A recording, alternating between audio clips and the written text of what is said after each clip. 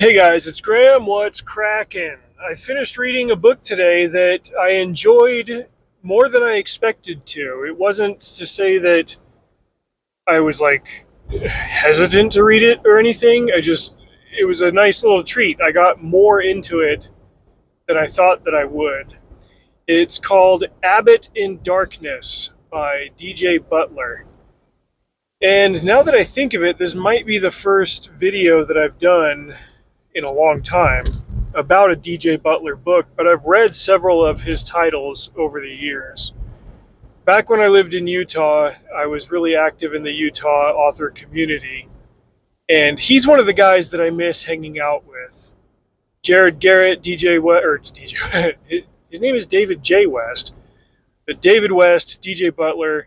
There's a handful of guys that I would cross paths with more often than not, and DJ was really good about organizing author meetups, and he'd always come up and say hi to you at cons. And like in addition to being a very friendly dude, he's an extremely intriguing writer. He's got a fascinating career, and I'm just really impressed with his mind. He's one of those guys that, as I kind of explore his books and see his approach to things, I just think like, man, I want to be more like this dude in a lot of ways. He's just got a very cerebral approach to his work that it can challenge me at times, and I wouldn't want to write exactly like he does, but he makes me want to try harder and make my work mean just a little bit more. I think the first book of his that I read was called Hellhound on My Trail, from this kind of pulpy series that he's got called Rock Band Fights Evil. I read a couple of those. They're good for what they are. The audiobooks of them were really cool because he teamed up with this producer that would not necessarily do like the whole soundstage bit, and they're not full cast narrated, but there are sound effects and stuff to make it sound at times like there's a rock band performing a concert, which is part of the story. So that was cool. He wrote City of the Saints, which was a steampunk Mormon alternate history type thing set in Salt Lake City. I don't remember much about it, but it's been about 10 years since I read it. And so I've dabbled in and out of a couple of titles of his over the years. I've written reviews for some of his stuff over at Upstream. He's got this series called Indrajit and Fix, which is like a really out there concept. He calls it Sword and Planet. It's set on some alien planet, but they've got Conan the Barbarian levels of technology and civilization. The story was cool. The story of the first book was these two guys get hired, kind of a buddy cop thing, and they end up stumbling upon an insurance scam. In the plainest sense, that's what the story was, but the world was really weird. A little bit challenging. I thought it was good. It didn't knock my socks off. His main series that I love is, I'm just going on and on about every book except for the book that I read today, but bear with me, we're almost there. His main series is Witchy War. The first book is Witchy Eye, second book is Witchy Winter, third book is Witchy Kingdom. Those are the closest thing that he's ever written to a Tolkien-esque type book. They're set in an alternate America. There's magic. There's slightly a different history. It's set kind of middle of the 19th century. And it's based on a lot of different versions of Bible lore and Bible legends. But I don't even know if I'm summarizing it very well. It's just one of those really profound epic fantasies that I've read a couple of times now, and I notice more to it. And that's why I would normally be hesitant to compare anybody to Tolkien, but in terms of the richness and the depth and the challenge that a story like that provides and the satisfaction of multiple readings, I just think, okay, this is good. It scratches an itch that I didn't know that I had. And he's capable of doing that. I mean, this is a guy who his day job is as an attorney. I guess now he's an editor with Baen Books. And he'll wake up in the morning and get on his treadmill and study a dead language that he's then able to speak or read or whatever, just to enrich some smaller element of one of his fantasy novels, and then he'll go on and do his writing, he'll do his day job stuff. He's very on task, very driven.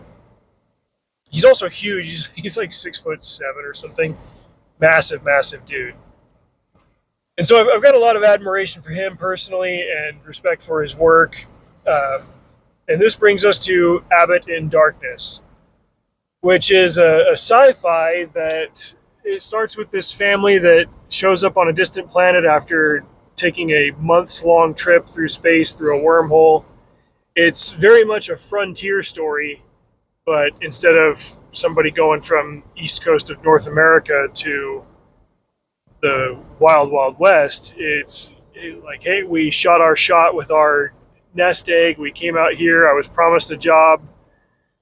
I get out here with my wife and my 2 daughters, and we find out that the job that I was supposed to get was filled by somebody else, but they've given me this different job, so I suddenly have to take this particular set of skills that I have and fine-tune it in a different direction, and it's going to take a little bit of spit and polish and guff and bluff and learning the hard way, but hey, if I do this and it works, then I'll have a future setup for my family. And he ends up using his skills to effectively audit, he's an accountant, to audit some resource discrepancies in a particular trading market that then uncovers a larger conspiracy by a bunch of workers and corrupt officials who are doing things that they audit.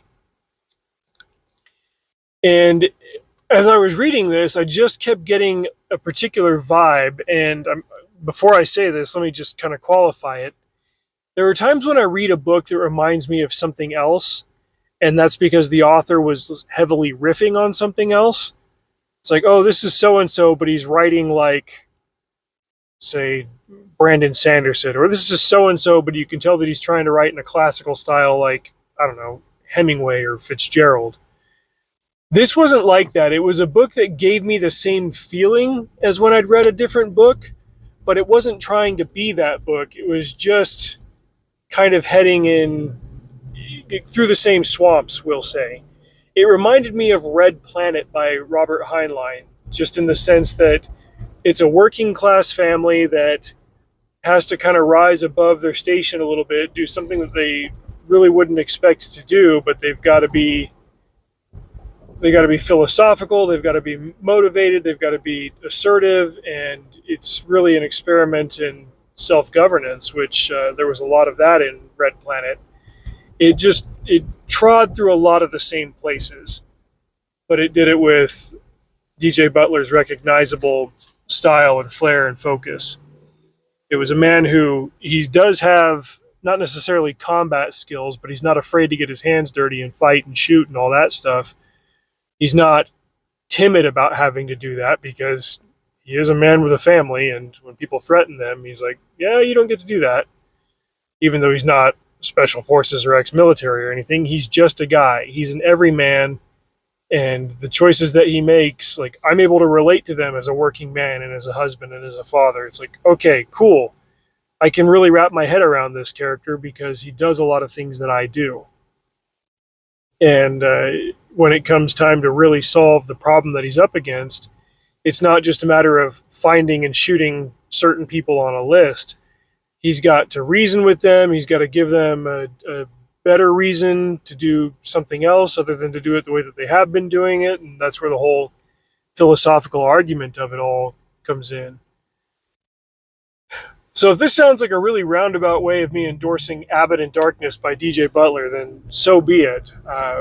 Because me recommending a D.J. Butler book is not necessarily going to be like me recommending something by anybody else where it's very plain and straightforward and similar to a whole bunch of other things that you've read, because it won't be. This one wasn't. And that's fine. It's done very well in that sense. So I recommend you check it out. Meanwhile, I'm driving around and got off on the wrong freaking exit. Oh well, it'll be fine. I'll figure it out. Anyway, that's my endorsement.